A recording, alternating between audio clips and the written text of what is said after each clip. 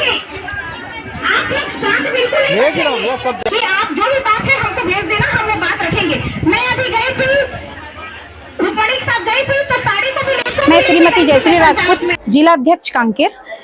आज हम लोग कृषि उपज मंडी जगदलपुर में पूरे बस्तर संभाग के आंगनबाड़ी कार्यकर्ता सहायिका एकत्रित हुई हैं, क्योंकि हमारे माननीय मुख्य प्रधानमंत्री जी नरेंद्र मोदी जी आ रहे हैं, तो उनके लिए हम मांग पत्र, क्योंकि हम केंद्र के कर्मचारी हैं, तो उनके लिए हमने मांग पत्र बनाया हुआ है कि हमको रेगुलर किया जाए। क्योंकि एक महिला बाल विकास विभाग ऐसा है जिसमें प्रमोशन नहीं दिया जाता, सुपरवाइजर भर्ती है वो बाहर से लिया जा रहा है, तो हम चाहते हैं कि हमको डायरेक्ट प्रमोशन दिया जाए।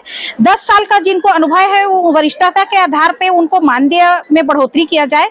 और सबसे महत्वपूर्ण बात यह है कि हम इतने वर्षों से केंद्र के कर्मचारी हैं, सरकारी शासन का यहाँ काम कर रहे हैं, परंतु हम लोग का मानदेय में बस बढ़ोतरी किया जाता है, बाकी कोई भी लाभ हमको नहीं मिल रहा है।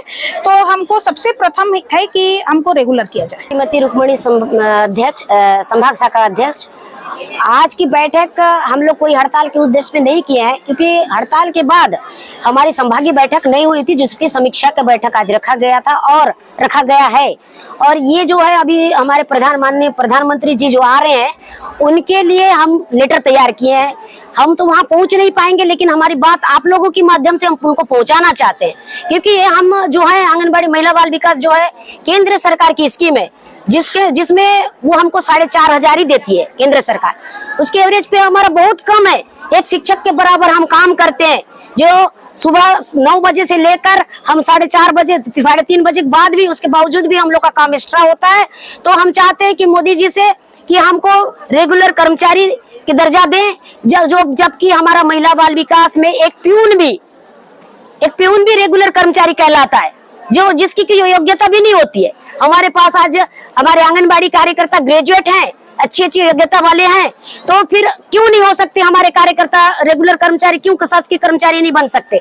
तो मैं मोदी जी से आग्रह करना चाहूंगी कि हमारे महिला बाल विकास में जो भी हमारे कार्यकर्ताएं हैं, हमारे पूरे छत्तीसगढ़ के, हमारे पूरे भारतवर्ष के आंगनबाड़ी कार्यकर्ता पूरे को पूरे रेगुलर करना चाहिए, क्योंकि काम हमारी इतने ज्यादा है। और ये बस्तर क्षेत्र है, सबसे प्रभावित क्षेत्र है, नक्सली क्षेत्र है।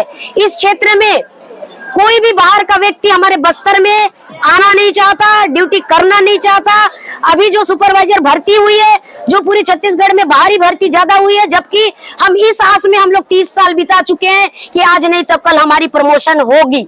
तो प्रमोशन की बात तो दूर की बात है, हमारे लोगों में से किसी का हो भी नहीं रहा है। हमारे बस्तर के लोगों को नहीं लिया जा रहा है। हम लोग चाहते हैं कि बस्तर संभाग के कार्यकर्ता बस्तर संभाग में ही प्रमोशन होके हमारे सुपरवाइजर बन के आए, ताकि उनको बाहर जाना ना पड़े। बाहर से जो भर्ती होती है, आते हैं 4-6 महीना बिताते हैं, 2 साल बिताते हैं और अपने ट्रांसफर लेके यहाँ से चले जाते हैं। आज भी हमारे सुकमा, बीजापुर और दंतेवाड़ा, हमारे नारायणपुर इस क्षेत्र में देखेंगे तो हर जिले में, हमारे 7 जिले में सुपरवाइजर की, अधिकारी की कमी है, और वो काम हमारे कार्यकर्ताओं से लिया जाता है। जब एक सुपरवाइजर का काम एक हमारी आंगनबाड़ी कार्यकर्ता कर सकती है, तो वो क्यों सुपरवाइजर नहीं बन सकती?